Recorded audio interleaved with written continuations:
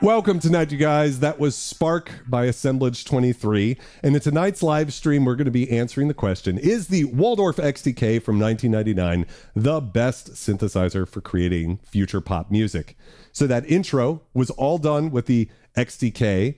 And what is future pop, by the way? It might be a question you're asking if you're not familiar with the term. It's a 2000s-ish genre that cropped up that fuses the EBM from the previous decade from bands like Skinny Puppy and Frontline Assembly with what was going on with electronic dance music at the time, which was trance. So it was a lot more melodic, a lot more sonorous, melancholic and hopeful sorts of vibes going. Pioneered by bands like VNV Nation, Apoptygma Berzerk, I always say that one wrong, Covenant, so many bands I could never list all of them. But of course, Assemblage 23 is my favorite of those.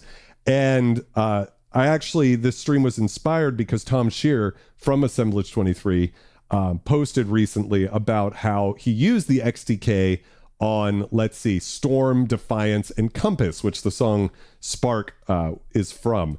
And so I thought it'd be a lot of fun to take this bad boy out and put it through its paces and see how it does making this type of music.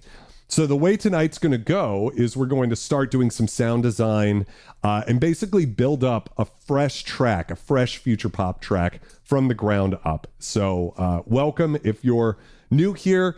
We do this live stream every Wednesday night. It's always synthesizer related. Can I get a scum cheers in the chat for everybody who's new here? Welcome to the family.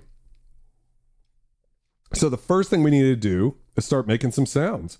So I'm going to go try to find, I think I've got some init sounds here. There we go. And you know what else I'm going to do is I'm going to just make sure that I have, let me see. I'm going into the DAW already and making sure that I have the synth. I know somewhere here. Here we are. Here's the XTk. And I'm going to unmute it and unsolo it. There we are. So you guys can hear what we're up to. Now, let's jump in. And this synth is interesting because it's a wavetable synth. So what does that mean? Well, I've got this nice wavetable knob here. And we can move through the wave. We can also just scan any one of these waves like that. And so this is sort of the fundamental way that the synthesizer works that's different than your traditional analog subtractive synth. But we have all of that stuff too. We have LFOs, amplifiers, filters. So it's kind of works both ways. For me, I'm super excited to be experimenting with, coming up with all sorts of kind of different sounds because I'm so used to the vintage analogs. So without further ado, let's make a pluck type sound. So I'm going to go through the wavetables here and I'm going to pick one of the PWM wavetables real quick. We got so many different ones.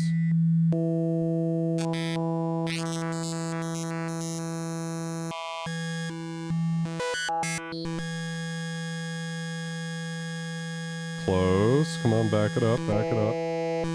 True PWM here is pretty good. So you can hear.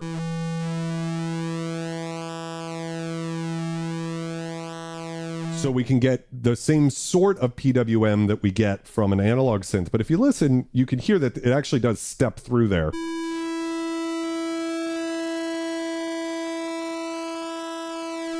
Because unlike modern wavetable synthesizers like Serum or something like that, we're actually hearing those discrete steps, which I kind of like. I mean, it puts you in a different time and place, doesn't it? So we'll start with this one.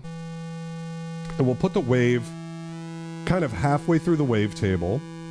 And then what I'm going to do is kind of scroll through a couple of these settings here, which can help you sort of set the synth up how you want.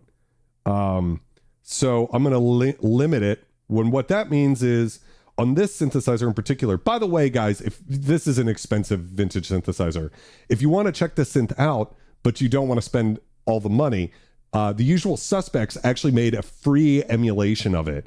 a bit accurate emulation. You have to use a ROM actually of the XTK, but it sounds very close. I haven't done a comparison, so I can't say it's perfect, but a lot of people love it. So what we're going to do is we'll turn link on. You can follow all these steps. You could also do most of this stuff with any synthesizer, but since we have this today, we're going to go ahead and use it. We also have control. This is like my favorite section of this synth. We have control over the aliasing, time quantization, and the accuracy. So if I go to aliasing, right now it's off. You don't really hear too much of a difference with it on or off.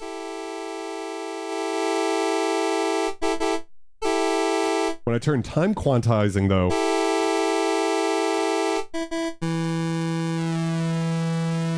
I really don't hear too much of a difference on this one. Saturate can go to clipping overflow.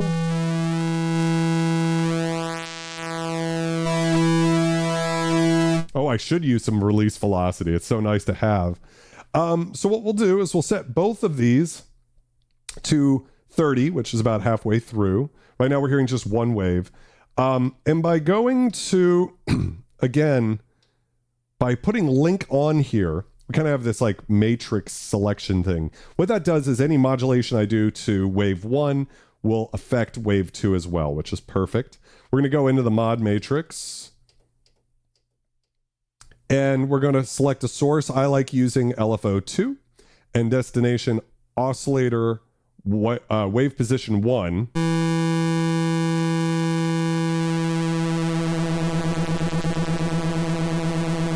And you can hear we're getting some PWM now.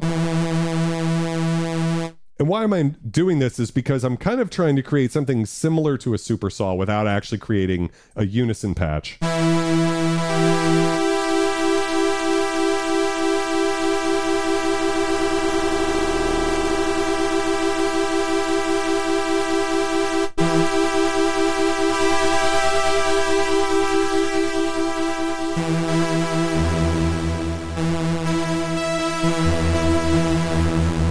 So with a lot of it, it can be kind of wiggly. Let's dial that back a little.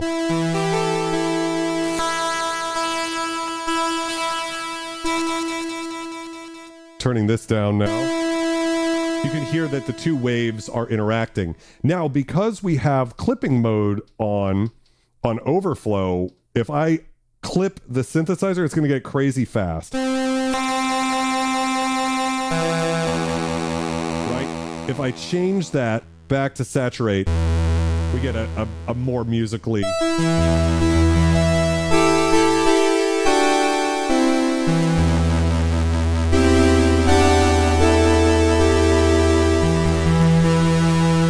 Sort of sound. So that's kind of where we're going to start. Now, a lot of Futurepop uses this type of sound, or of course, like a Access Virus or JP8000 to create a supersaw. My sort of philosophy in life is the supersaw is a lot like the loudness war. If you crank the limiter on anything, it will sound better relative to what you heard before. But if you don't have control over that, then everything just becomes a wall of nothing. So I encourage people to avoid supersaws wherever possible. Let's go ahead into the filter and create a pluck. So I'm going to bring the cutoff down, envelope up. Sustain down. So really the trick to this is sustain 0 most of the time, release often about half of what I do for the amplifier release. Now this synth doesn't have a crazy amount of attack to it. It's actually kind of hard to create a plucky sound.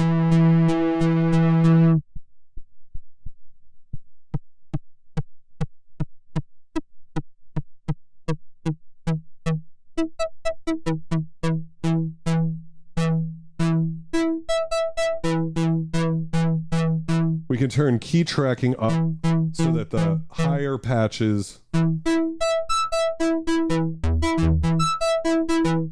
Interesting sort of digital muck in there.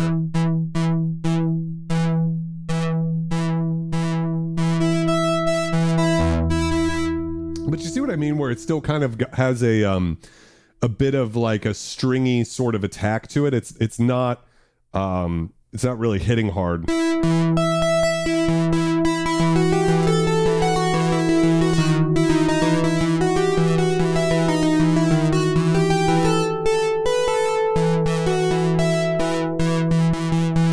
So really good. To get that, what I'm going to do is bring the sustain down. So this is the amplifier section, attack, decay, sustain, release.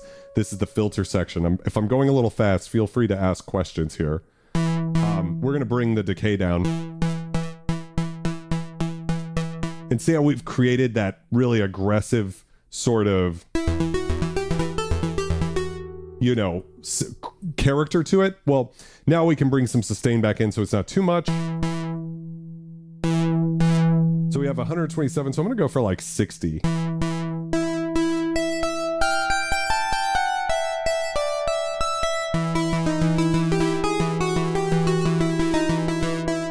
So we can get that sort of a thing. Yeah, it's banging like a Nord lead. What I really like about this synth is this FM knob. So if I go over here, you just always get these really interesting, not always musically useful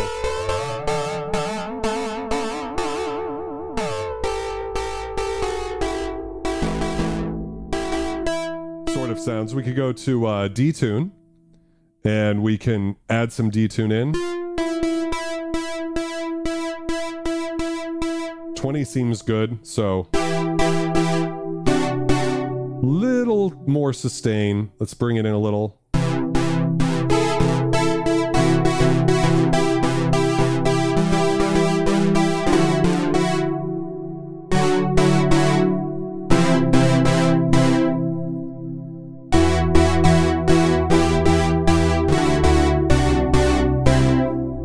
So we're getting that sort of a sound, maybe a little bit more release on the filter.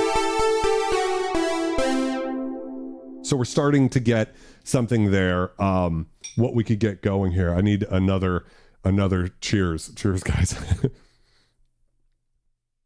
Oh yeah, for sure. Adapt. Those Nord leads, they're making it happen.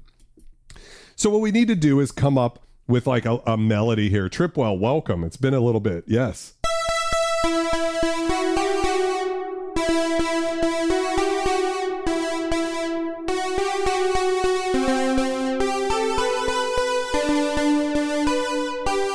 Something like that. Why don't we go ahead and try recording that?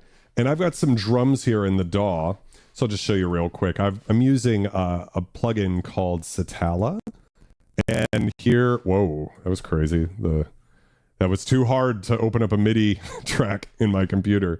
One thing I could probably do is actually just get rid of this and mute my voice track. That way it's not using any CPU.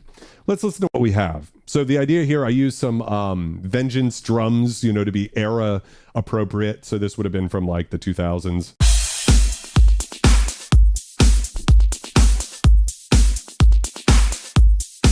And you can see I've just loaded in some stuff.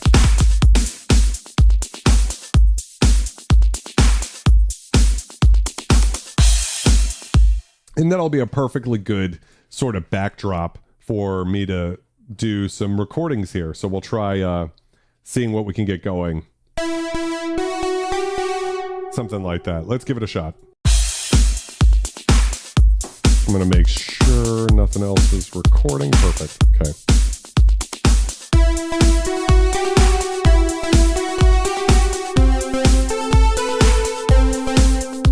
And maybe... So instead of using A, let's go up.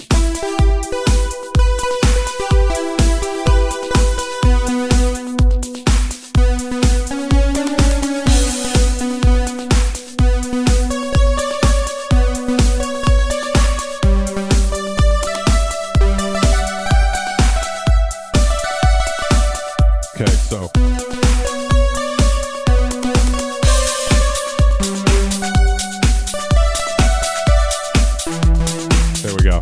I'm sort of noodling around here, so trying to find the melody.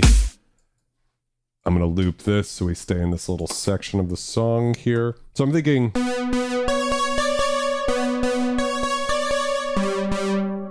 And then... Yeah, something like that, you know.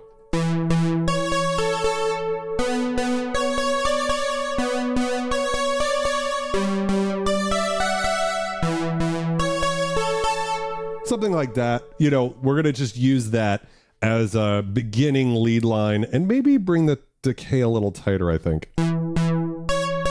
Yeah.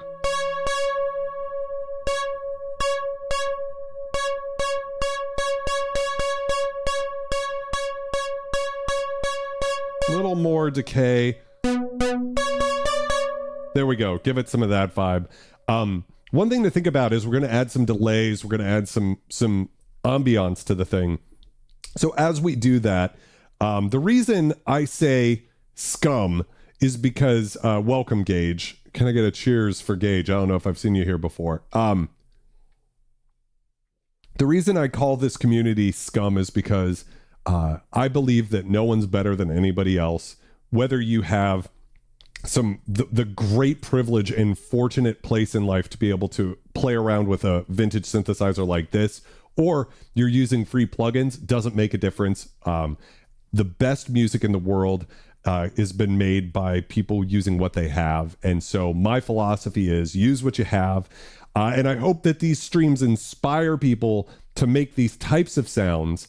But there's no reason you couldn't use the free version of this synthesizer to make incredible future pop music. So that's my philosophy behind why I call this the Scum family and why I do a Scum cheers and all of that, is because I don't think I'm better than anybody. So let's see if I can get a recording in.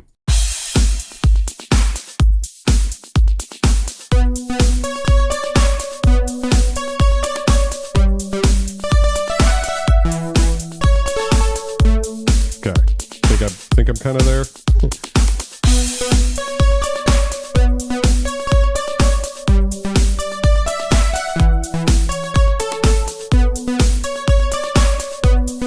Yeah, that's pretty much the vibe right there.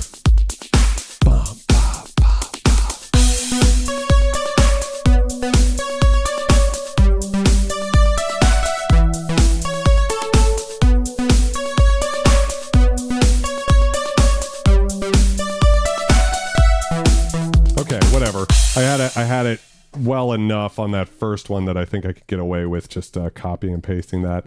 If I was doing this for like a final song, I would absolutely not copy and paste it. Let's see what I got. Make sure that I have preserved that.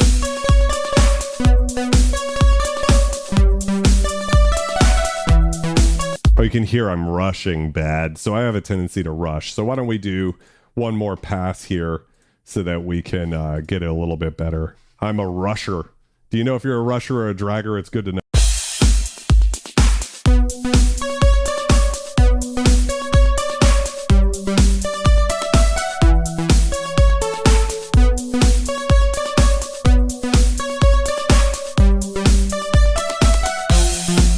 Right. So again, what I'm going to do now is in the DAW actually cheat. Love a good cheat. I'm going to tab to transient here. I'm going to adjust my threshold so it's grabbing that first little hit, and I'm going to tab to that transient there, and I'm going to drag that and make it kind of like perfect, and then see how she is the rest of the way.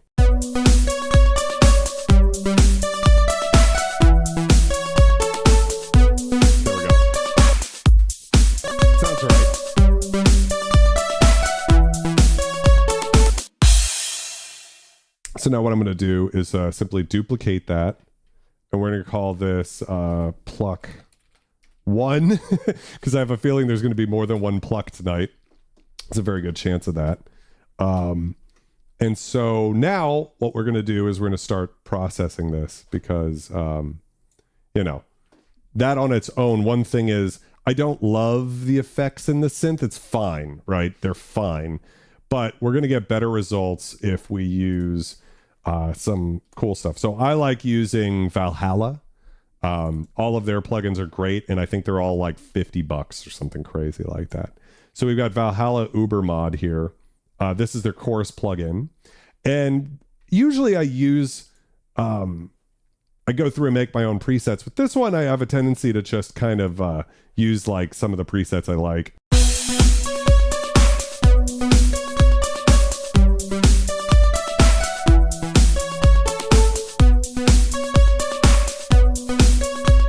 To me, subtle two-tap chorus reminds me a lot of the Juno. Another good one we could try is Tal chorus LX. So this is actually Tal's emulation of the Juno chorus. So let's check this out, see how it sounds.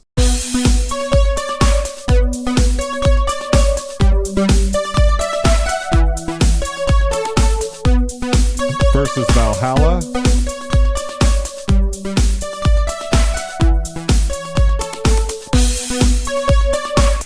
So Tal Chorus LX sounds really great. It sounds very analog. Sounds better than Arturia's version of this, and so on and so forth. I think it's free too. But the thing about it is it's very warm. So on its own, I think it sounds better. But because we're making this style of music, I'm not afraid of some ice, right? This is definitely icy cold music, right? It's okay to be bright and there. So we're going to use this. Let's see. We could go into some of these settings here and change some stuff, but I think I'm okay. We could try, instead of 2-tap, let's try Super 6. I think that was based off of the JP8000.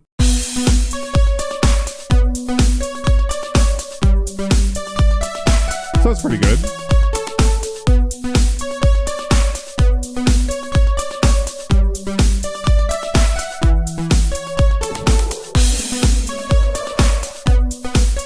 So increasing the vibrato depth actually kind of gave it a little bit more of that super solid type thing. And then we're going to do a really quick EQ on this. I hope you guys are having fun. I love doing this type of music. It's really kind of what I cut my teeth on. In fact, what the fuck is happening right now? Let me back into this. Wow. That was something else. I need to set Pro Q4's like default size better. Okay, there we are. If you go back and listen to the first track off my first album, Dark Claws, so this would have been 2011, you can hear the Assemblage 23 influence there. So definitely worth checking out at some point.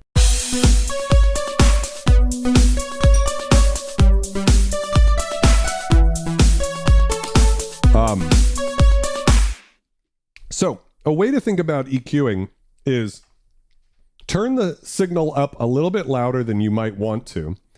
And what you can do is then from that point you go, okay, so it's a little loud. What's really annoying my ear? And for me, it's a little too low mid. So we're looking kind of in this neighborhood, right?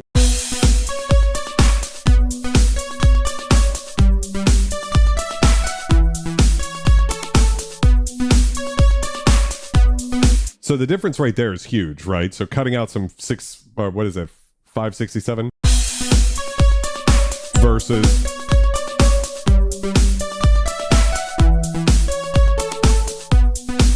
on the other hand, maybe you like the warmth, so we could split the difference, right? We could maybe do 3.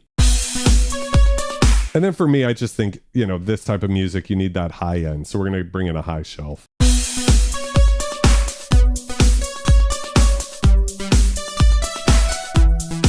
So maybe around 4,000. If you take it, I'm going to make it a little gentler.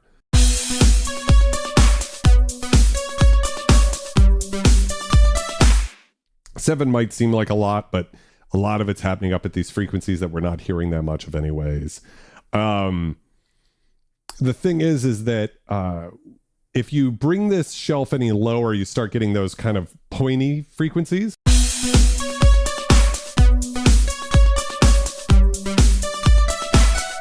Which actually kind of sounds good on this one. Maybe we will bring it down with this nice subtle shelf.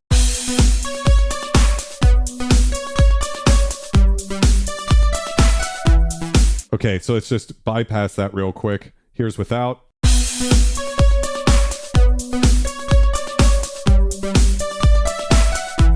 With it in. Yeah, sounds good. We could probably add a low cut here and just bring out some of the low end. Because we're going to eventually create some more sounds. So let's go back to the synthesizer, and I'm just going to go to Shift, Utility, and Initialize. So now we're back to our default patch. And I need to make sure that it's turned on.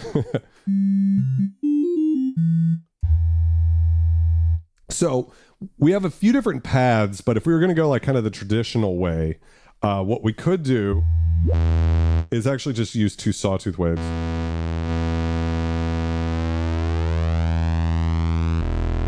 And bring the octave down so we can create a bass line part for this. So we also have ring mod, which is cool because we can take wave 2 out, but with ring mod in, sort of works like that. And then as we change the semitones,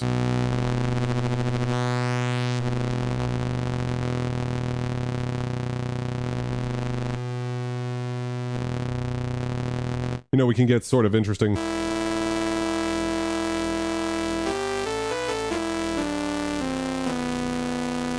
Ring mod based stuff. For now, we'll avoid that.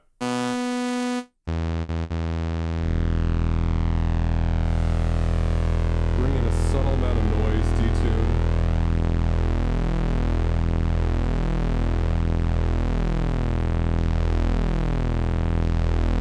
Let's go and change the quality.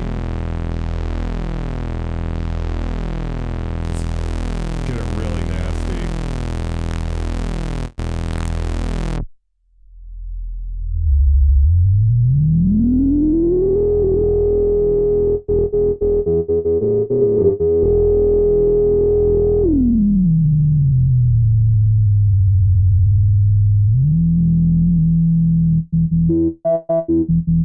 So we actually can play the filter.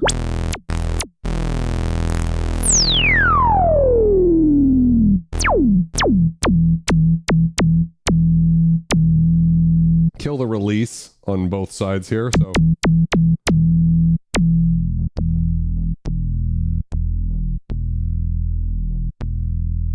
We made ourselves a nice little.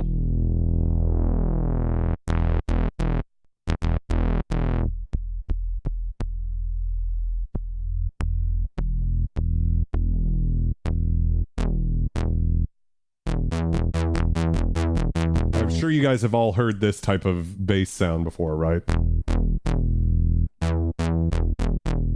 One of the things for me about this synthesizer is that this genre, any sort of goth genre, I'm really overhearing people do these types of bass lines. Right? You could do it. Some of my friends do it. It's okay. I'm not going to judge you, but we've all heard that sort of Blue Monday type thing. I mean, like by the time Depeche Mode did it, it was already on its way out, and that was a long time ago. The filters on these are completely digital, Rob. So these are one of the only digital synths, but I'll tell you the truth, because I am a snob. Can I get some scum snobs in the chat? I think this synth's Filter FM is cool, but I don't like the sound of the resonance. Like for me, this is not a great sounding resonance on the synth. I actually think the previous generations, like the JD800 and the D50, those synths had better sounding filters than these for whatever reason. A lot of these virtual analogs, can I get some scum sick in the chat? So we're going very basic on this one because it's the bass line. So what we're going to do now is we're actually going to use RIA insert. So I'm going to kill that and turn RIA insert on here. And that lets us basically create MIDI that we're going to send to the track. So a lot of times I like to personally like do things by hand, as you noticed. But when it comes to doing these like super tight bassline sounds, they're virtually impossible to do by hand. We could get around it by using, we could do some cool plug-in stuff like with Filterverse or something, but so we're going to just do the little gallop, which I guess is pretty tropey too. I shouldn't really be talking too much shit when I'm going to use a gallop bass line, but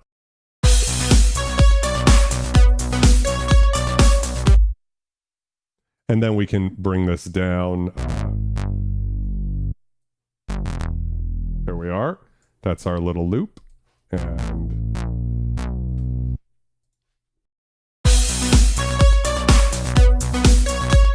And one of the things that I like is to, let's see, am I connected again? Okay, hopefully you guys can still hear me. Let me know if I'm still available in the chat, if I'm coming through now. It looks like I dropped some frames there. One of the reasons I like doing sound design this way is when I'm listening to this now, it sounds a little good. I'm glad to hear, D. It sounds a little bright, actually. So on its own, what I've noticed when doing sound design is you tend to make sounds that fill up the whole frequency spectrum. Lots of lows and lots of highs. But when you're listening in context with drums, and now we have a lead here, thank you guys very much, it informs you like, hey, maybe I don't need to go that bright. So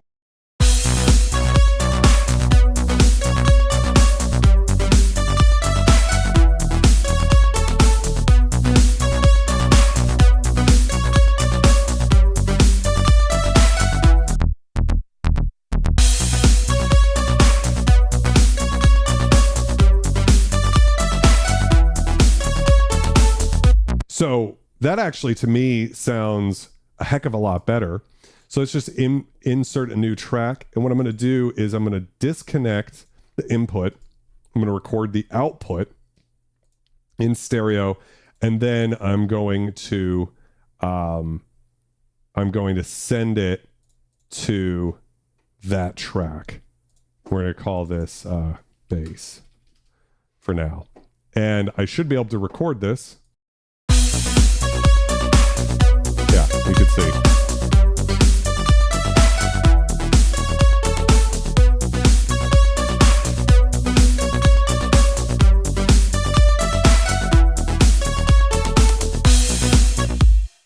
So we've got ourselves a little bass line part. I can take that out. And what I'm going to do is, going back to the synth now, I'm going to store this. And we're going to just store that real quick. The reason being is we might come back and use this bass line again. So let's turn that back on. And how's it going, Keith? I was talking about this earlier before we got going, but in a week from Monday, we're going to start doing the Omnisphere members-only streams where we take the legendary synth samples that Keith was kind enough to hack into Omnisphere format and start programming patches with it. So it's going to be a lot of fun. If you're not a member of the channel yet, now's not a bad time to join. Plus, you get my Revenant M1 digital pads library for free. So that's pretty cool too. Let's go ahead and kind of same thing. In fact, I'm going to just be a motherfucker. And you know what? Let's go for Polyverse Wider. So I really like this plugin. Polyverse Wider, free plugin, free, right? From my homies over at Polyverse. I'm going to play the bass line without it. They kick it on.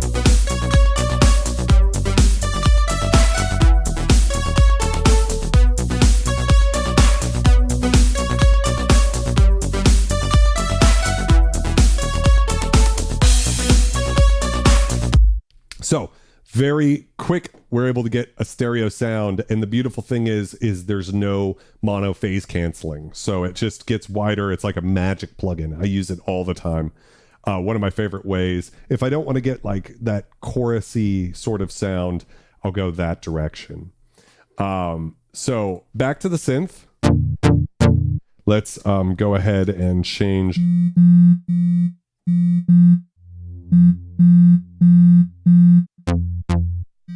Okay, good. I was worried we lost it.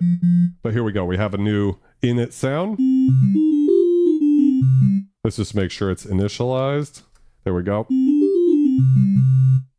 So now what I want to do is create an evolving pad type sound. And that's where something like the XTk is very powerful. So we're going to be playing, let's find a wavetable. I think there's some format ones in here. Let's see. Carpless strong. Wave Trip might do it. Male voice. Let's try this one.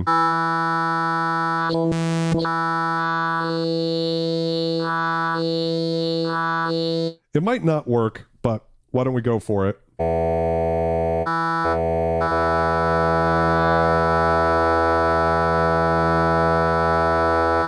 And again, we're going to go in here to wave 1, and we're going to make sure that we have a limit on, because if we don't, what happens is when the last few frames of that wavetable are like triangle, saw, square. We should the puns are flying in the chat, and I'm living for it. So by putting limit on, we won't do that as we accidentally modulate anything. So I'm going to crank the envelope amount for both of these, and then we're going to get involved with the wave envelope. Now, for me, this is one of those things that I don't love. Let's go see if we can pull it up on the screen here. I don't know if you'll be able to see it. It looks like you might be able to see. So if we move, what is this?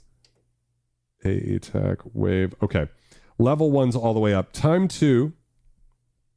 What we're going to do is basically try to avoid most of this, like 8 point. It's so many. It is 8 points. It's level 1, 2, 3, 4, 5, 6, 7, 8. So you could do all sorts of crazy wavetable shenanigans with this. For me, it's kind of overkill. Like, I don't often need that much control over a wavetable, but maybe someone out there does. In what I'm going to actually do is just use time 1, level 1, time 2, and level 2 as an attack all the way up, and then a decay. And then that's it. So what that means is if I'm going to go to level 5, 6, 7, and 8 and just roll all those down. So now what we're dealing with is just the attack goes all the way to 127 all the way up, just like on any synthesizer. Time 2 becomes the decay down to the sustain of 0. So now we have that on both of our waves. I'm going to start with just 1. So now we can kind of mess with that. Wow.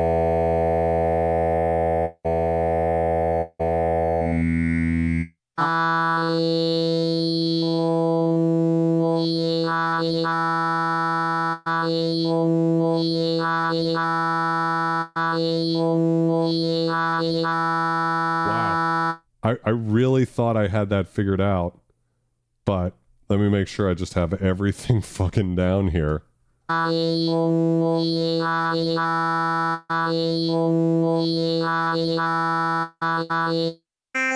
Oh, I see. The levels can actually go negative. Oh, God. Okay, so let's go back here and then see where we're at. Okay, time 1, level 1, all the way up. Time 2. Level 2 needs to just be 0. And then let's move to time. We need to set all of these to 0. See, like, this is the type of thing that's, like, over-designed. I get why the Germans who made this synth were like, we've got to do this. Because it does set it apart from any other synthesizer. But for me, we've just kind of entered an area where I'm just no longer having fun doing sound design, you know what I mean? I mean, we can maybe work with that.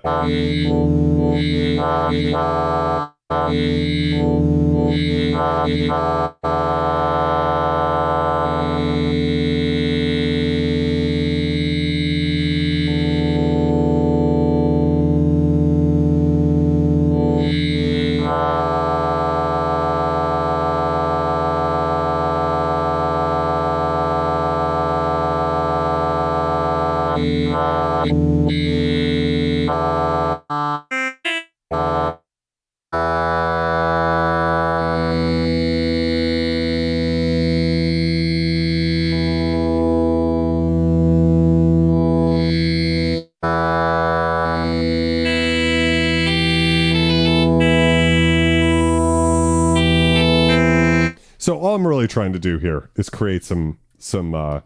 So let's jump to the envelope here.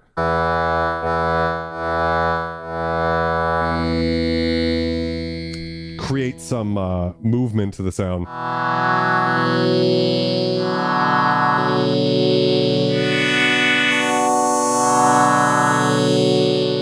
Honestly, that's very harsh. Let's bring the cutoff down.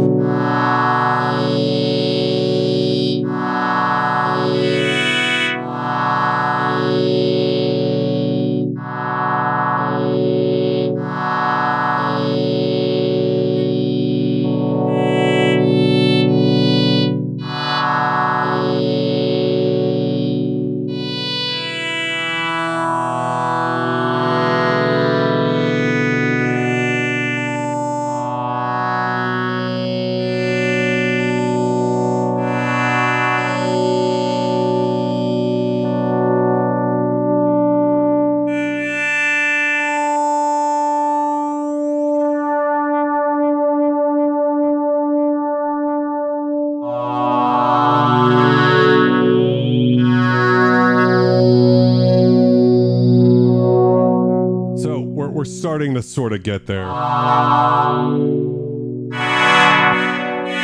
Still really harsh.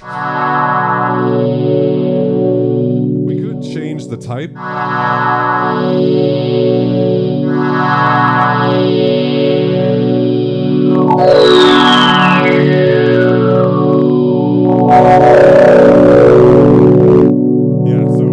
Could get crazy fast, but I actually think putting it into a 12 dB low pass. Let's try some of the other ones though. Band pass actually sounds very nice.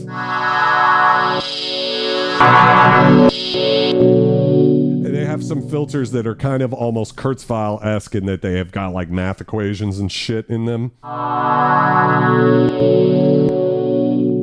like the 24 decibel per octave band pass with no resonance. I feel like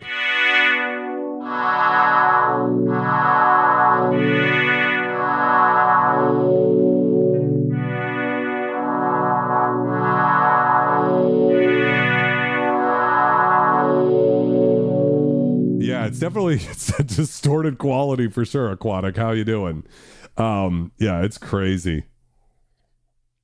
Derek, those 500 milligram edibles are something else, man. I don't know how you pull that off. So let's see what we got in the track now.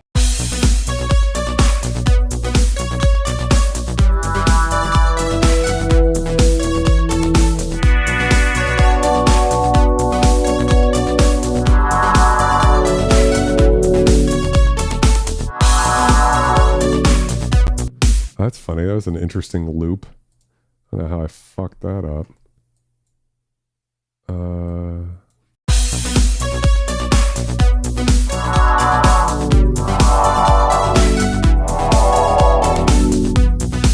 Yeah, so we can use that to get sort of a vocally type thing.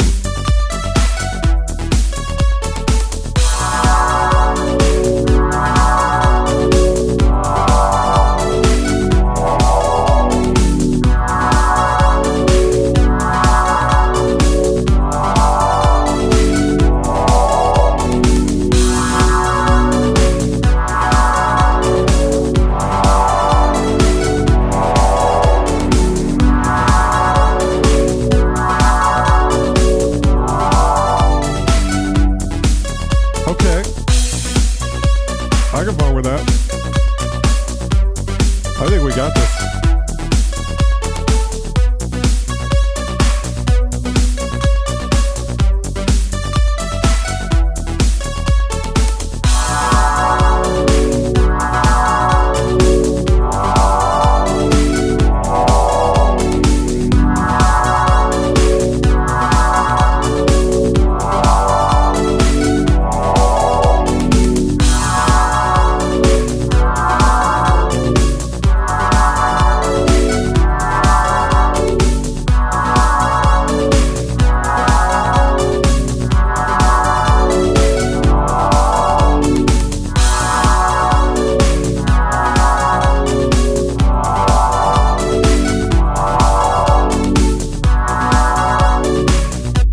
What I'm doing now is I'm experimenting with getting outside of just playing triads.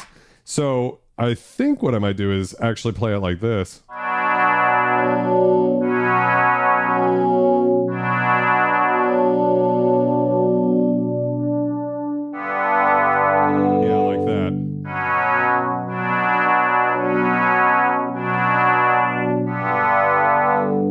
better. So why don't we give that a shot? I think that could be fun.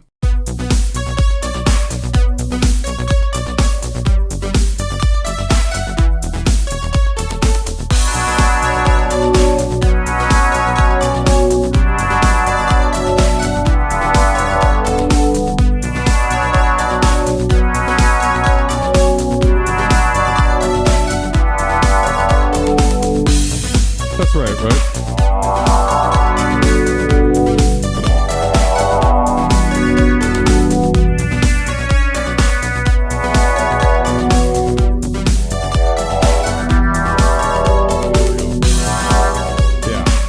Let's try that.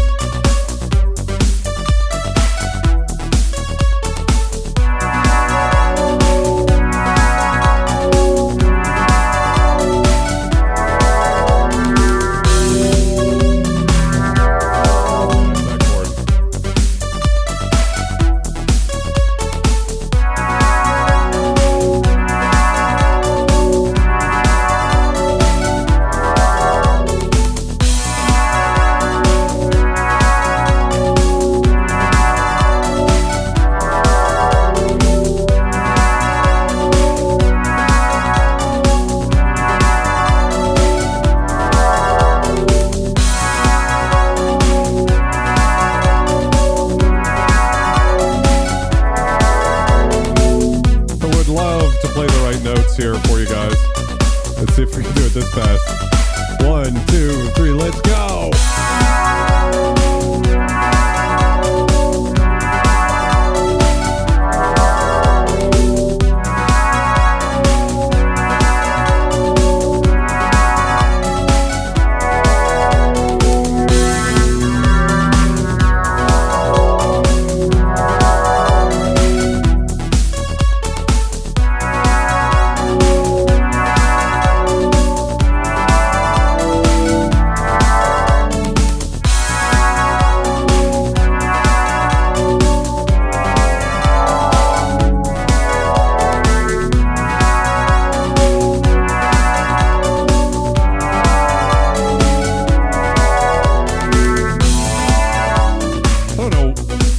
Trying to find that specific set of notes that makes me feel something.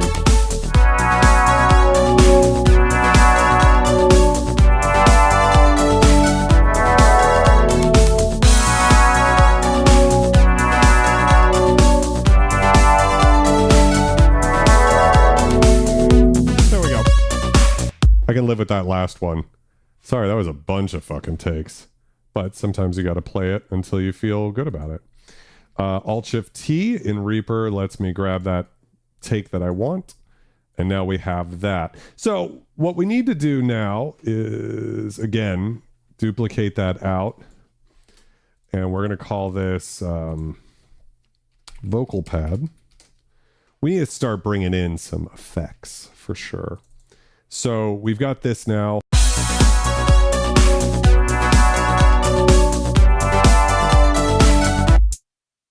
Oh, that's really cool, Paul. Well, cheers. That's one of those instruments I've been curious about for a long time. So.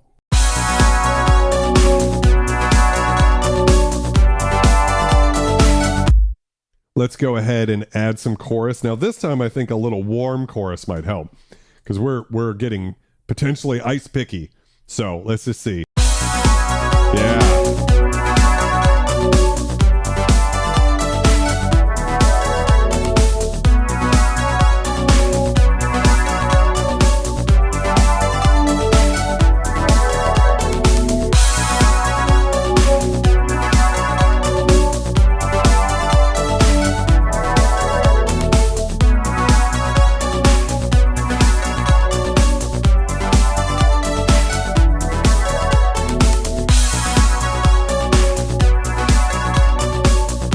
Just a little cut here, just to clean up that low end a bit. We don't need much. It's pretty good on its own.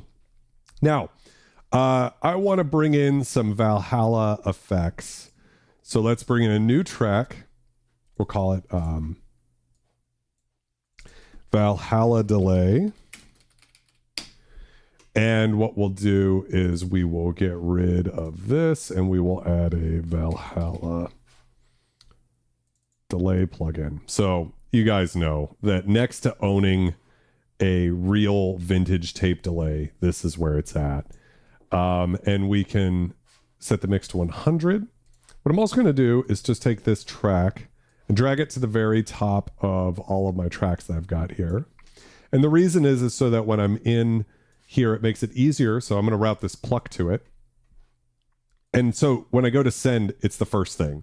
Makes it just easier. Little thing. So I've sent the pluck over there. And what I'm going to do is I'll solo my voice and the pluck so we can listen to just that. And then we can open up the plugin. Now, what I want to do is change the mode. We've got so many different types of modes here. I want to go digital, right? Now, we have different modes. If you're in past mode, it's going to sound like a vintage Lexicon PCM 91, like skinny puppy sort of vibe, right? And we can hear how that sounds. So it has that wonderful kind of grainy digital thing. I like that, but that's a little too, it's a little too, you know, this isn't a genre about that. That we're trying to get to the 2000s, not the 80s, 90s. So we're going to go to present. And then everybody loves a ping pong delay. We'll put it into dotted. We'll try dotted eighths first. See how that sounds. Dotted 16ths at this tempo.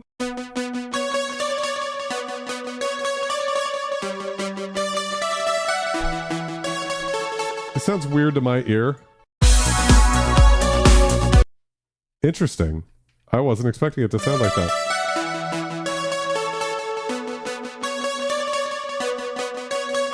I don't know what I was expecting. Let's try just notes.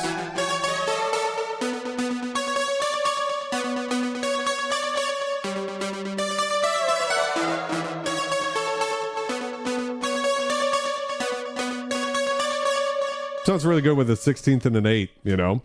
And then we'll just go into the EQ here. We could set the amount of modulation here.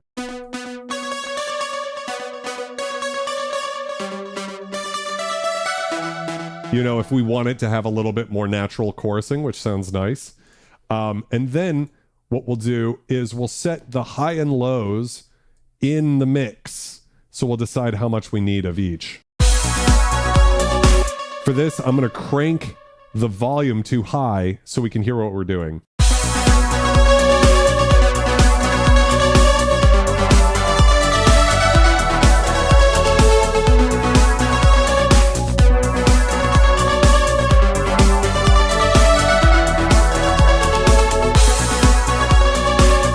So what are we at? We're at like 7,000. That's not really that low. A lot of the times I bring it down to like 2,000 or so, but it depends on the model and everything. We can put it back into past. I just want to hear that vintage sound. I do think it sounds better. Future mode.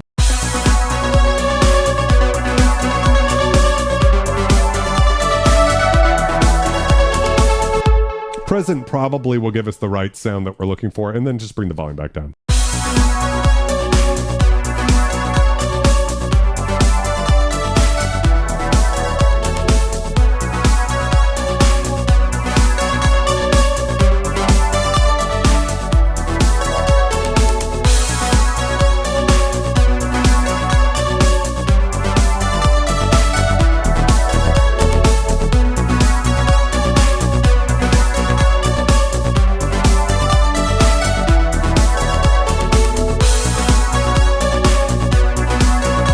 We can route, we can also use, let's go ahead and insert another track.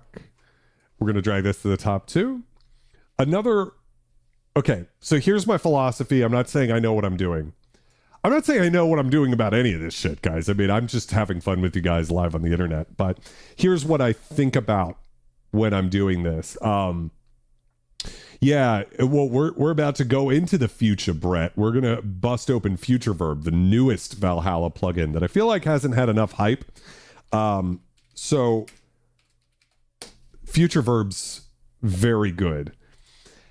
If I want to add space, I usually go for a delay. bring out the high end so that the transient or the air, the breathy quality of the instrument is up front and the delays are behind that, right? Future verb. Here we go. If I want to push something further back in the mix, that's where reverb comes in. And this setting I have set up right now is basically my Lexicon 300 sound. So let's try routing the vocal pad to that, because again, we kind of need to add some love to that. So let's just see. I'm going to bring the here so you can see what I'm doing. Here's the slider that'll bring the reverb in. This is the send to the reverb.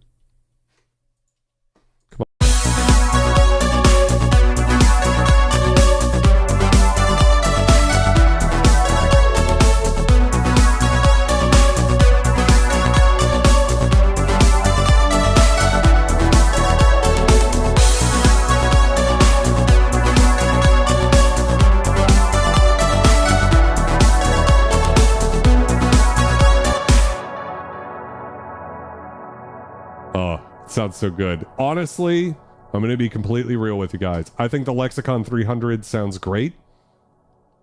Let's listen to just Future Verb real quick.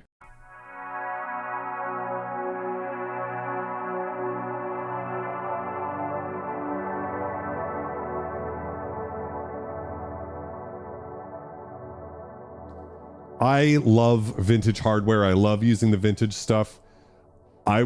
I would be fine selling the 300 and just using the $50 plugin because it sounds better than anything, in my opinion. I mean, I do think when I compared Future Verb directly to the hardware, there was a little bit of something in the hardware I liked.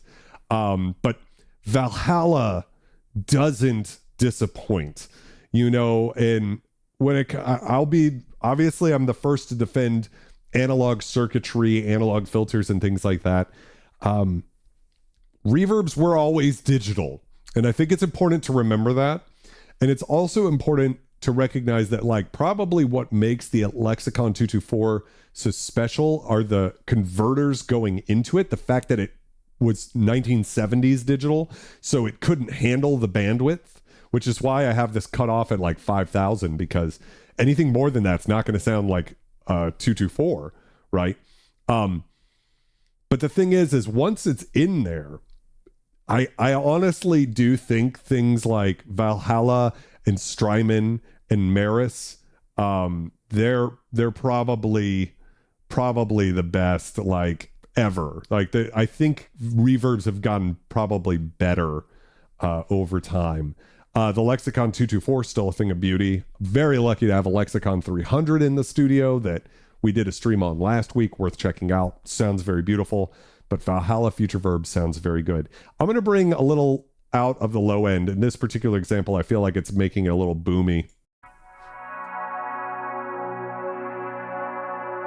250, real gentle.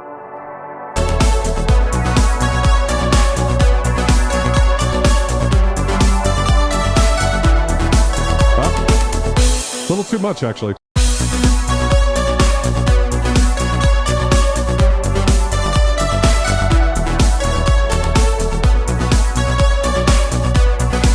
Cheers, guys.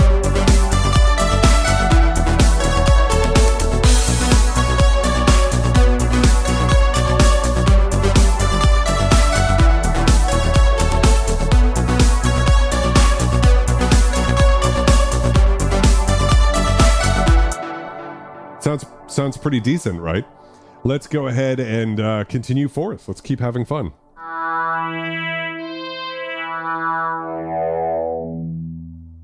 Shift utility, and we're going to initialize that.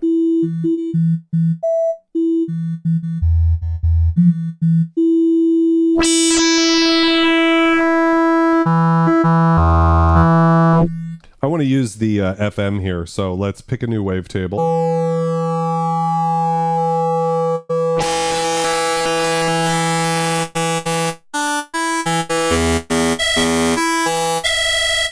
That's a cool sound.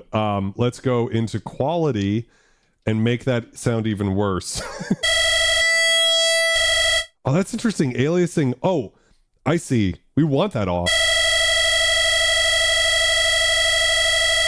Yeah. It could get fucking crazy. This is an old synth, Victor Nova. This is a 25-year-old synth or so.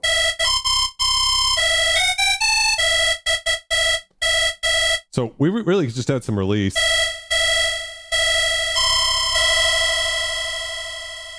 Give it this sort of spooky vibe. Let's just take both of these up an octave so I can play a little lower.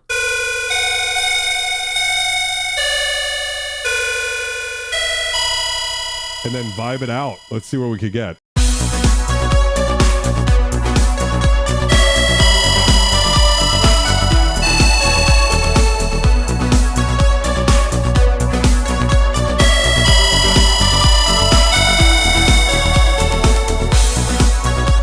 Sounds good, but we need, it's already very interesting, but we do need to involve, so I'm going to turn key tracking all the way up to 100%, and bring the cutoff down,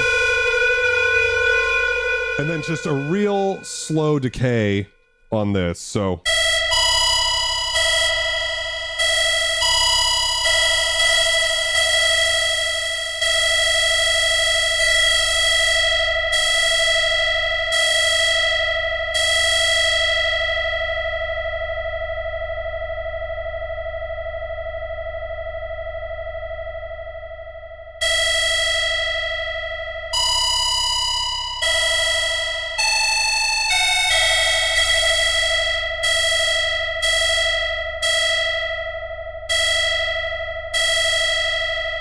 There we go. Just because on its own it was a little much.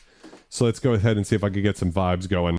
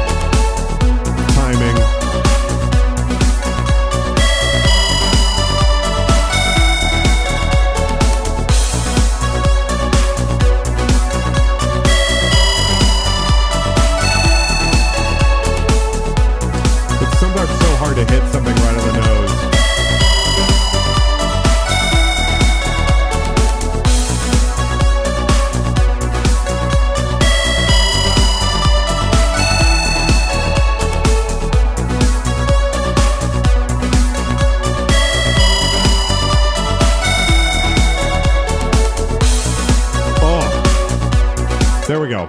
We've got ourselves a little something to work with. Same deal. We're going to just go in and, whoa, duplicate this track and take this out. We're going to call this Shriek. And what a cool sound. Let's bring this in and probably feed it to the reverb. I think that's going to make it super interesting.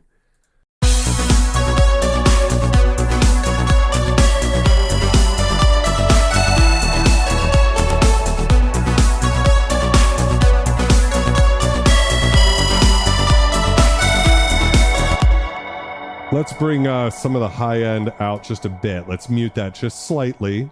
Because of course, if this is, future pop, we need like a Irish guy to sing over the top melodiously. So I'll just high cut some of that out.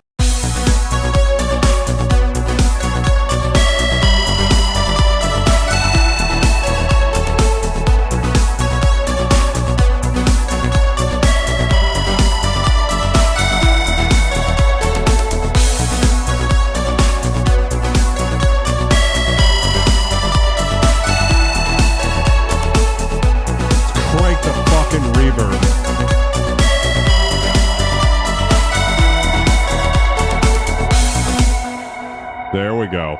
Now, what I'm going to do is I'm going to route the kick drum. You've probably seen me do this 1,000 times. We're going to route this to delay and reverb 3 and 4. That's the tracks 3 and 4. So 1 and 2 are stereo left and right.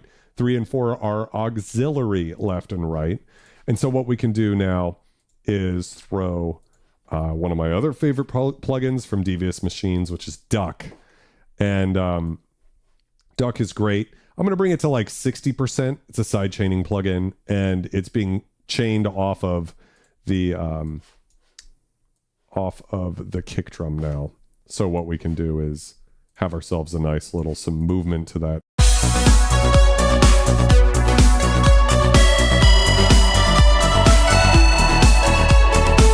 Oh, so good.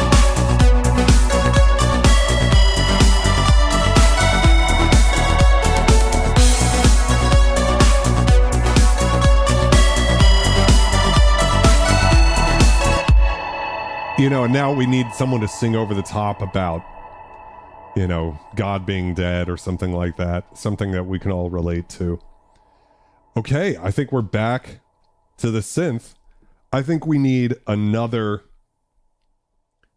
sort of a thing. Pastel Ghost. I don't know if I know Pastel Ghost, actually. Pattern recognition, welcome. They're very, very cool. If you've got a protein... I haven't had the chance to play with a protein yet. I'm hoping to do a video soon-ish. I've got too many things on my plate right now, but I want to do best synths under $1,000. That'll involve me getting in touch with a company because obviously I'm not going to buy like 5 synths that are under $1,000. Like that's going to be like $3 or $4 grand, right?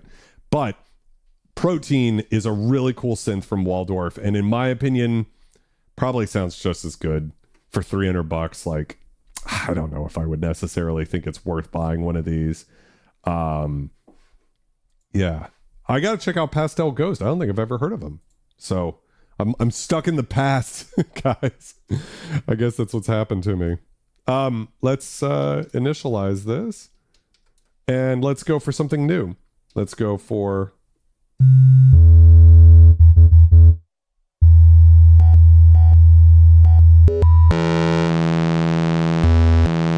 So we have interesting ones like where you can do sync type stuff.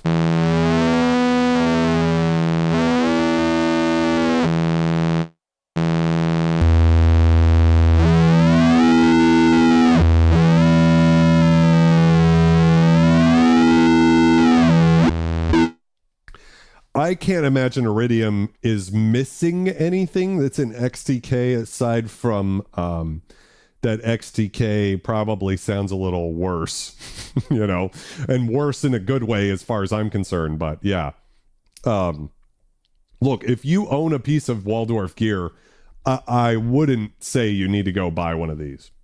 That would not be at the top of my list of things to buy. I would buy virtually anything else if you already own either a Protein or an Iridium or a Quantum or you know, a Waldorf M. Now, some of their older stuff, Kyra, Blofeld, this probably does something special, and this does something special for me. But again, I'm trying to make sure I don't like cause too much gas with people.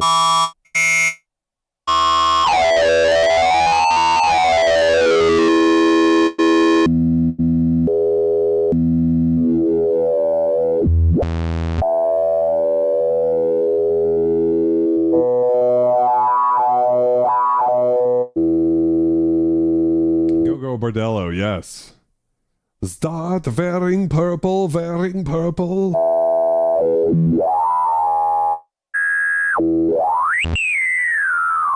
So these are very sharp sounds.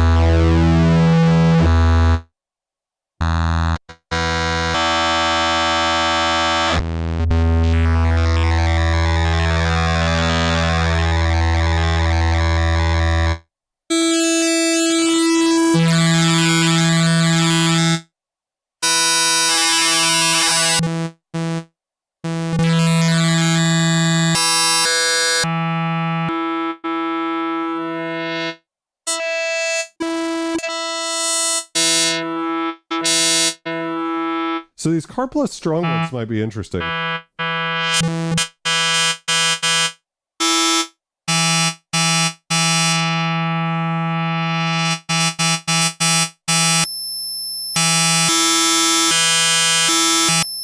Let's go with one. God, that's brutal on the eardrums, isn't it? Let's go to quality and turn aliasing reduction on.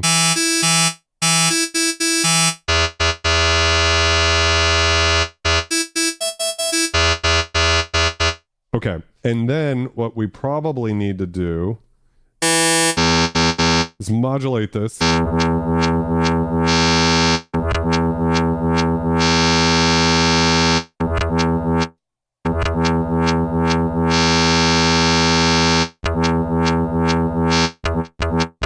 We go,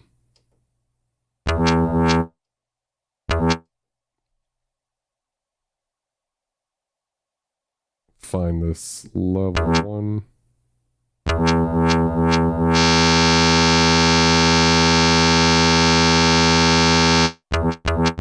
Level 1 all the way up, time 2.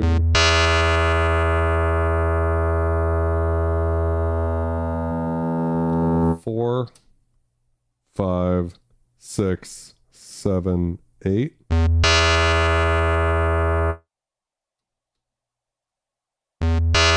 Also, I need to go in here and turn limit on. So let's see here.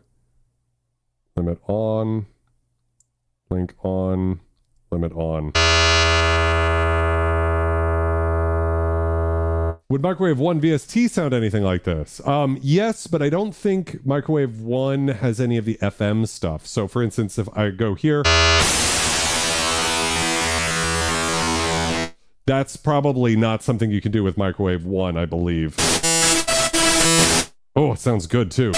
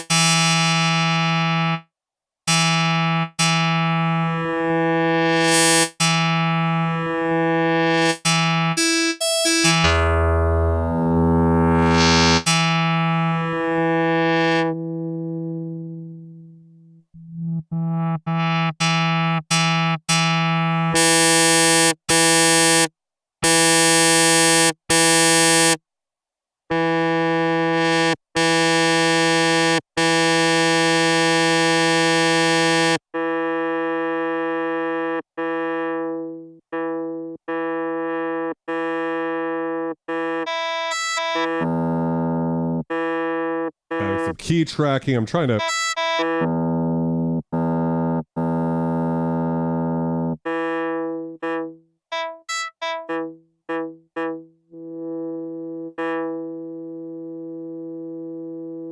kind of create like this sort of...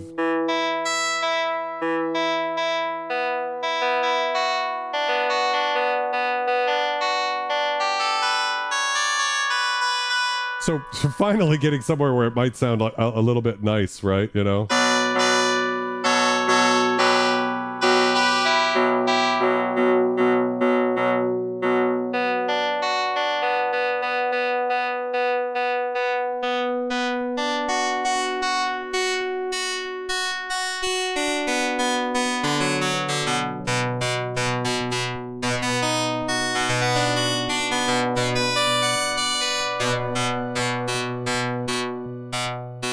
So now we can, you know, finally approach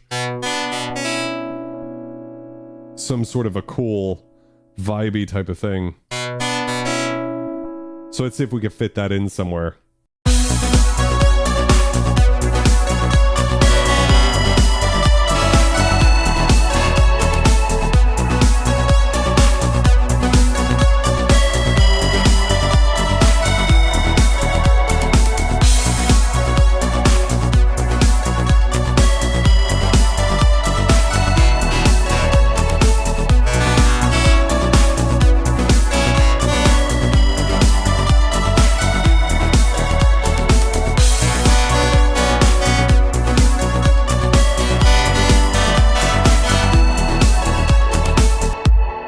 How's it going, Sean?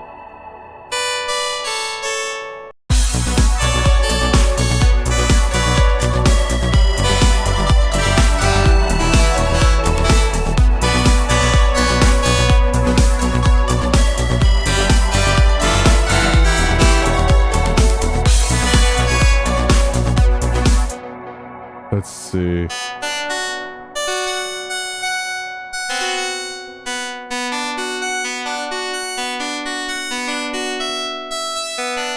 I think you're right. I'm thinking ARP time. I think it's time for us to get involved with some of that. So what I am going to do, I can't remember if this synth has an ARP in it. It does. I don't care. I'm going to do it without that. So we're going to focus on our main melodic stuff, which is this pluck and the bass, and then we'll go in and we will begin the process of writing some MIDI for this.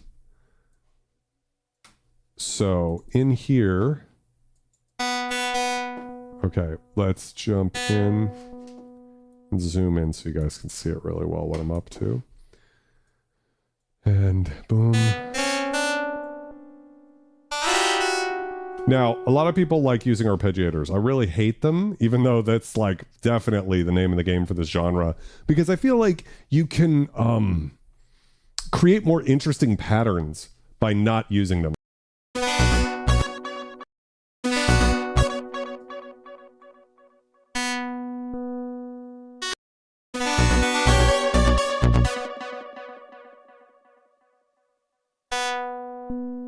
Something like this. Maybe just like that.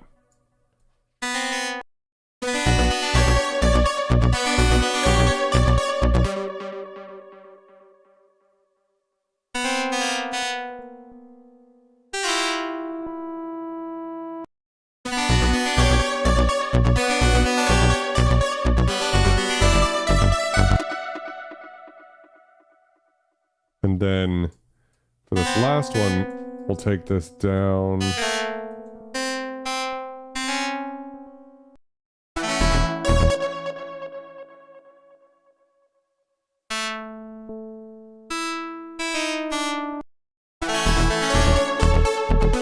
There we go. That's actually a pretty cool little thing, right?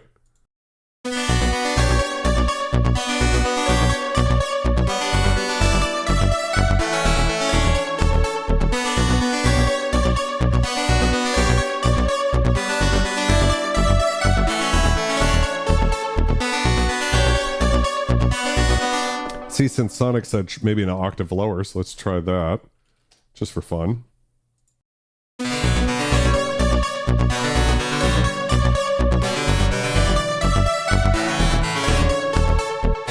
All right, let's try the opposite. Let's go, let's try an octave up.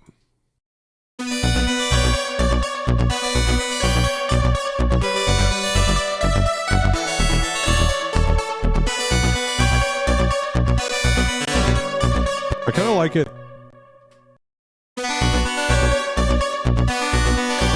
Let's see if it conflicts with the shriek and the vocal pad.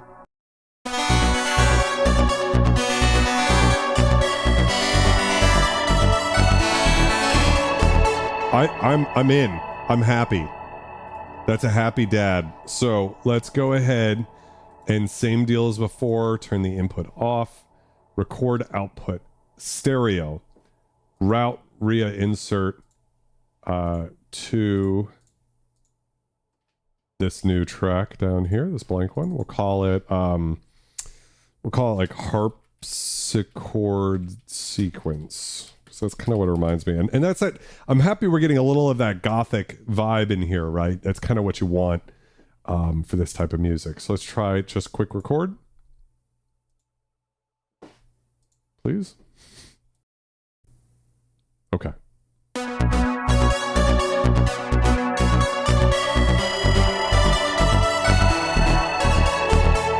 I don't know why we're not hearing it right now.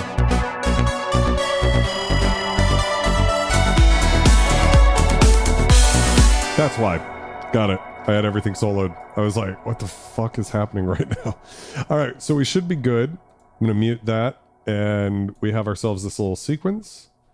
Let's send it to some delay, right? These sort of, anything fast also is going to do well with that delay, I think.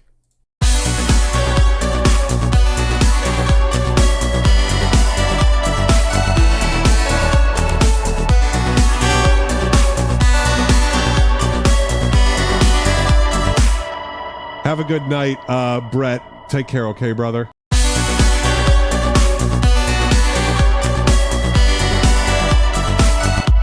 We actually don't need quite as much of the delay, so I'm going to pull it back by 6. That's half in terms of volume, right? Because it's exponential.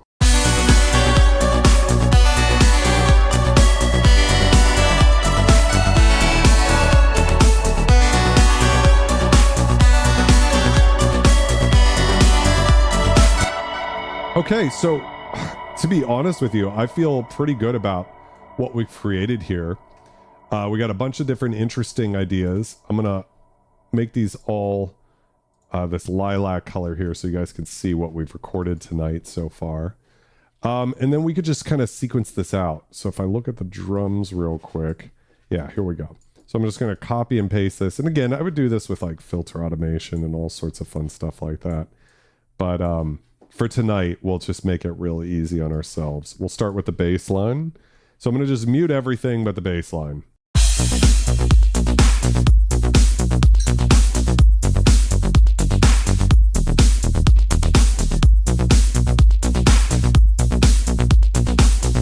Let's bring in the vocal pad.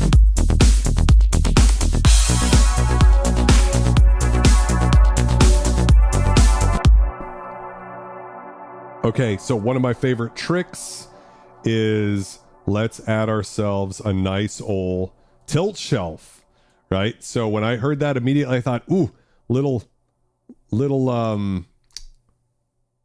something in the mid-range I didn't like. So I just want to warm it up a bit.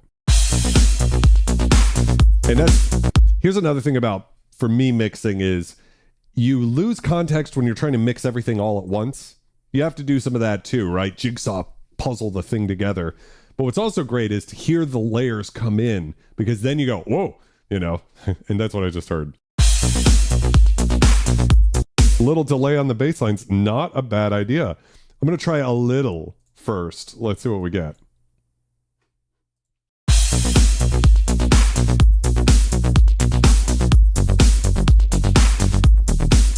Just a little. Yeah, not even too much.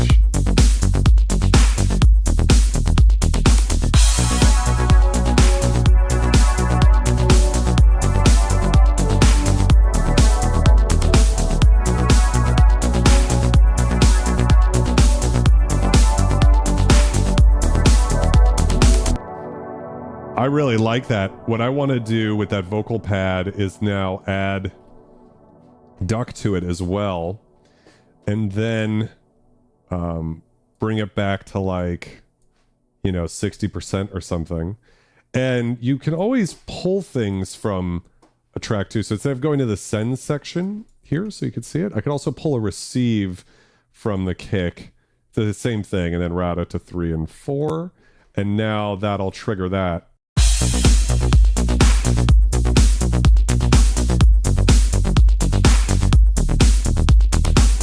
And yeah, I think 1999, 2000, I think it might have been actually 2000 when it hit the streets.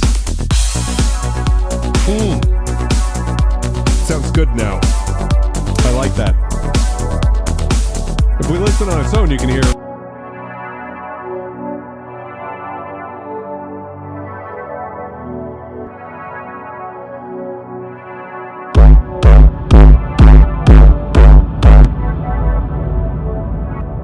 I don't know what I pulled that to. Let's see.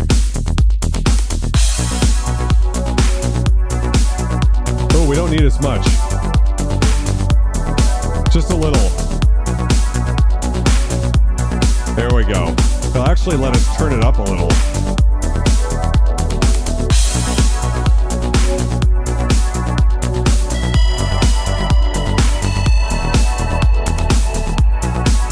Maybe a little less reverb.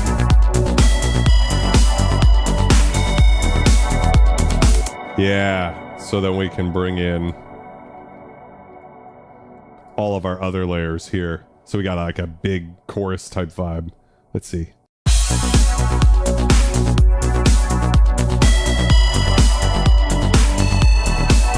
I really do want to just kind of bury it a little.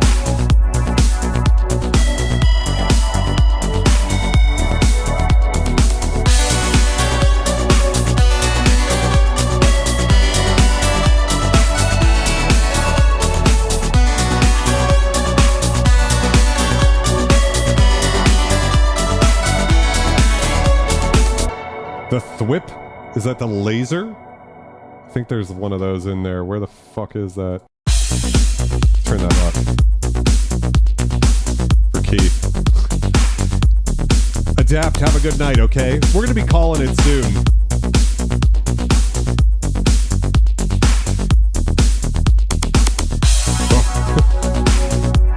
Clipping the master bus with a laser thwep. There we go. Sounds good. We could also EQ it a bit because it's fucking way over. It's really petting the eardrums aggressively. Let's just see.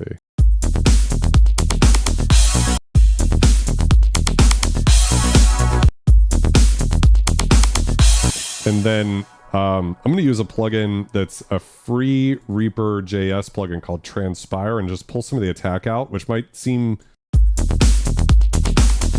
annoying, but what I want to do actually is turn up. It's got too much attack. Yeah, that's better.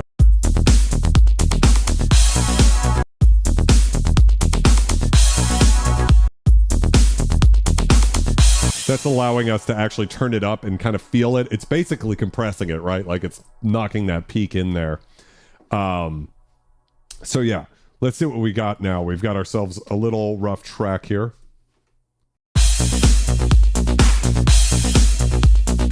That was weird.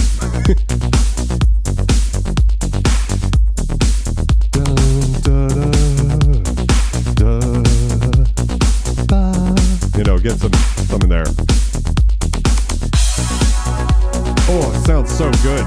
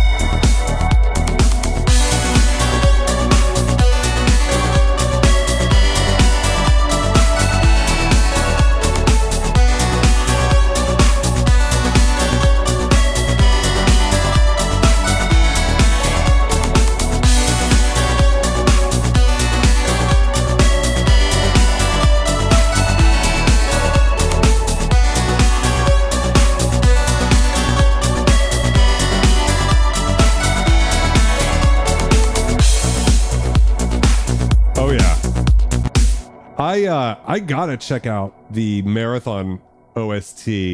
My good friend and longtime collaborator Jackie Daggers, she was in Vulture Culture, the musical project, back in 2012 for my second album. That was with her, called Dominion Screams. So if you feel like searching Dominion Screams Vulture Culture, you can hear that.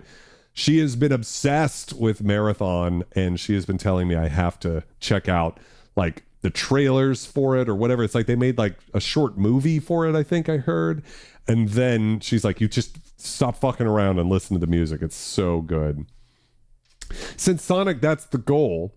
And Sari, by the way, I don't know if I said hi to you, but hello, how are you doing? I always want people to realize you don't need as much as you think you do.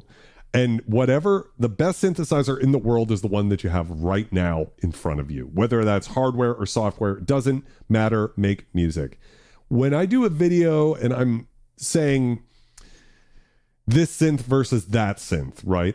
That's because as a borderline music journalist, like someone who works is making, you know, like thinking about synthesizers out loud on the internet, I don't think we should let the companies off the hook by saying something sounds identical to a vintage synth and it doesn't sound like a vintage synth, right? I don't think that's cool. I don't think that's great when companies do that. I'm not talking about any company in particular.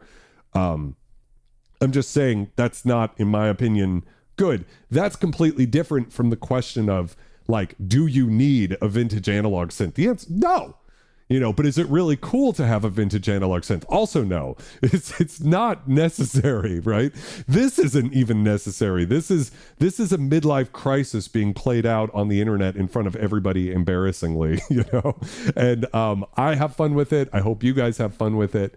But for me, I never want anybody to not make awesome music. And especially for this type of genre, I got started with REFX Vanguard, and I still think it sounds great for this type of music, D says the music math involved is so advanced, it's literally beyond anything I've ever heard. That makes the game insanely engaging and terrifying and heart pumping. I can't wait. Okay, you're selling me, D. Yeah, it is vintage digital. That's right. Harlan Ellison, I really want to read I Have No Mouth and I Must Scream. I need to. It does, and I think so. Lizzie, it's probably just because I haven't gone for it yet. Also, I'll give you Dubstation Zero's take on this, because when we were drinking at KnobCon a few years back, I asked him the same question. He was like, I've already got synths that have PWM. I'm not messing with what makes the JX10 so great, because I do think it affects the envelopes too, and that's going to affect the way some of the patches sound. That's true. Surge XT, that's a very similar sort of vibe here, right? I mean, I think even the XT is taking inspiration from this, completely free. I need to do more videos with free synths, more to encourage people to not feel like they need to spend that kind of money. Oh, does it suck? Never mind.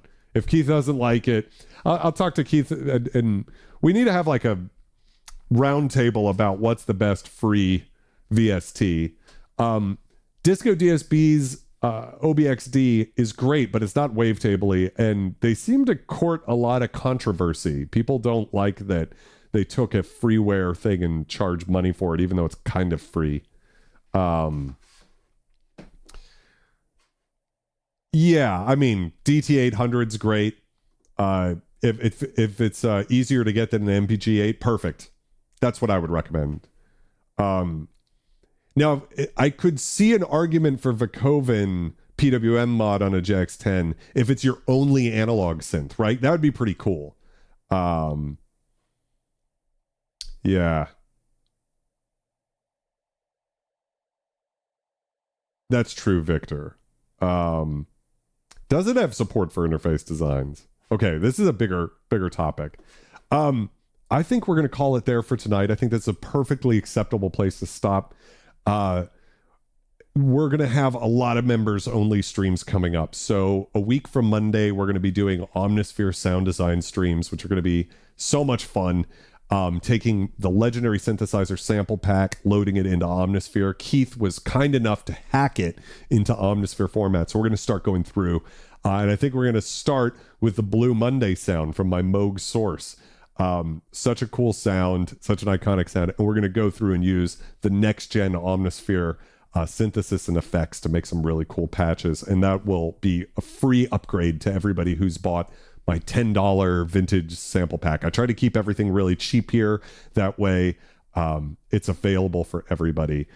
So that's another great way. If you want to get that vintage synth sound, but you don't want to pay a lot of money, $10, links in the description below, really helps me out. You don't need to spend a lot of money, that's for sure. I totally agree. A lot of ESQM's an awesome one, by the way. I want to get one of those. Stainless Rat sounds good. And then Lysias, it's awesome that it's 5 a.m. Another thing I've thought about, guys, is I've thought it might be time for me to finally bite the bullet and stream earlier in the day, but I don't want to exclude my California people who might be hard to get out of work by 5 or earlier there, but it would make it so my Europe people wouldn't have to be up till 5 a.m. like Lysias. So that's another thing that might happen. Next week, I think we're going to be checking out the Kwai SX240. Not only is it one of the most beautiful synths of all time, there she is right there. God, I love that synth so much. Also beautiful sounding, basically Prophet 5 filters in it, but an 8-voice polysynth that can do the dual mode like a Jupiter 8. Super cool. Yeah, it wouldn't be bad. 3:45 a.m. I don't feel like punishing everybody who's not a night owl, not a gremlin like myself. So we might move the time at some point. I'm going to give you guys plenty of heads up if that happens. Like, plenty of, like, a month's heads up that we'll be moving the time. If we even do that, maybe I'll start a poll. And then the following week, hopefully we're going to be checking out the Akai S900 sampler as a legendary synth live stream, or a legendary sampler live stream. Is the Akai S900 a legendary sampler that'll come with its own set of new samples going into the Legendary Synthesizer Sample Pack Volume 2. I almost want to get an SX210 just to compare the two, even though I know they're identical. I know they're the same under the hood, except for the extra oscillator. So anyways, guys, continue to be excellent. Let's finish this stream out with one last playthrough of the track that we made live. Cheers.